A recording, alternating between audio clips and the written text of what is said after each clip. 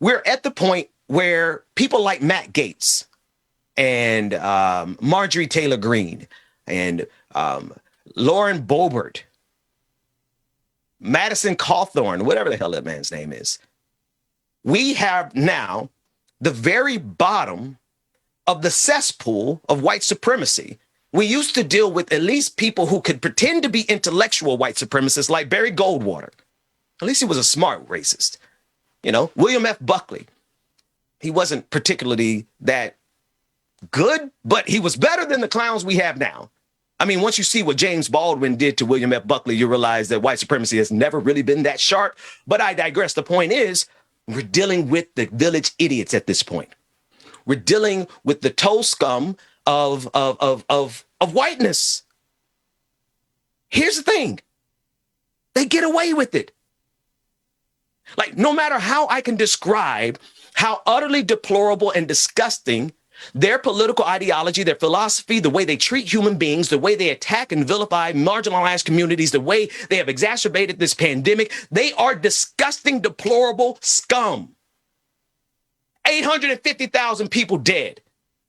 And somebody's going to be more offended by the fact that I call them Neanderthals than the fact that they're actively getting more people killed. And now we're dealing with people like Matt Gaetz. Well, there's some progress on the fact that maybe, just maybe, we could draw the line, not at racism, because racism is so saturated in this country, like, forget about it. You're going to get a racist politician.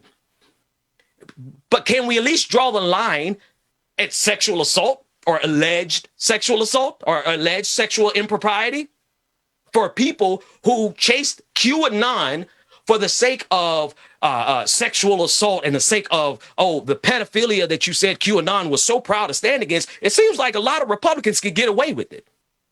It seems like there's a lot of conservatives who can literally, I mean, Jim Jordan, who turned his eyes at everything that happened at Ohio State, is like one of the leading voices. Everything that happened at Ohio State with all of the sexual assault, all of the molestation that took place, he turned a blind eye to it, according to most reports, and he's one of the leading voices in the Republican Party. So for people who seem to pretend like they care about young people, care about youth, like pro-life, and the people who seem to care about the sexual proclivities of these monsters that do live in this country, they seem to not care when they have an R by their name. That is the case with Matt Gaetz. Matt Gaetz, jury is investigating alleged sex crimes, and his ex-girlfriend. I know it's not a happy morning for Matt. Good morning, Matt. I was on your timeline last night. I'll see you later on today. Your ex-girlfriend testified before the grand jury in the sexual allegation cases. Let's take a listen to the SOT, and I want you to the video, and I want you to just think about the kind of morning Matt Gaetz is waking up to, now realizing that his ex-girlfriend has testified most likely against him. Let's take a listen to it. The ex-girlfriend of Representative Matt Gaetz has testified to a grand jury in a sex trafficking probe of the congressman. NBC News has learned that the ex-girlfriend is seeking immunity from obstruction of justice charges in return for testifying against Gaetz. Gaetz, meantime, has denied any wrongdoing. Of course, he's denied any wrongdoing. She's taking an immunity deal. Folks, Matt Gaetz is not having a good morning this morning.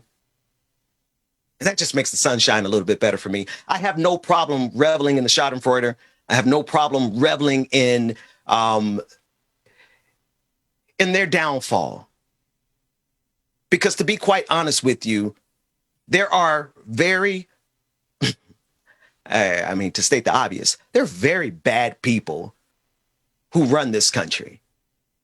They're very disgusting and deplorable people who want to imbue and impose their belief system on you.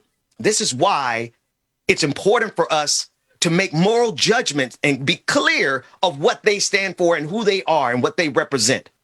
I have no qualms whatsoever about the bellicose language that I use against them, because they're using bellicose policies, belligerent policies to harm our country and our planet.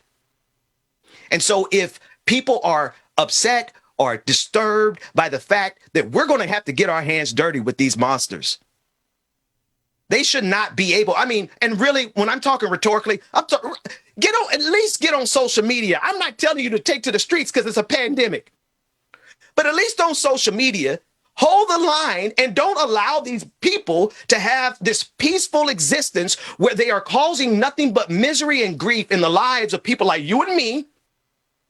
And then they just frolic on social media, sharing pictures of cats. Like, what the hell is going on? These people are leading to nearly 1 million deaths in this country. And yet, we can scarcely even get someone like Matt Gaetz out of office.